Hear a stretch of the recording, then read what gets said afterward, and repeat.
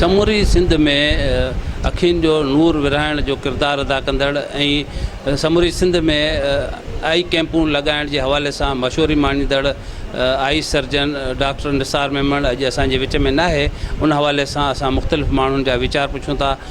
MNA Syed Naveed कमर असां सां गॾु आहे। आई कैंप्स लगाना या और भी किसी तरीके से लोगों की खिदमत करना, ये सब उनके अंदर का एक जज्बा था जो करता था। तक़रीबन 90,000 का मथे हुन जेको आहे सर्जरियूं कयूं आहिनि, माण्हुनि खे नूर जी रोशनी पहुचाई आहे। लफ़्ज़ कोन्ह जेको माण्हू उन ते ॻाल्हाए, जेको नुक़सानु थियो आहे दोस्तनि जो, बिरादर जो, सॼे दिले जो। अमा जो वफ़ात थियण खां 3-4 ॾींहंनि खां पोइ अमा जो ॾुखु, बाबा जो ॾुखु, असां यतीम थी विया आहियूं, पर वरी कुझु पाड़े वारा आया, चइबो सिर्फ़ु तव्हां यतीम न थिया आहियो, सॼो टंडो वांत खान यतीम थियो।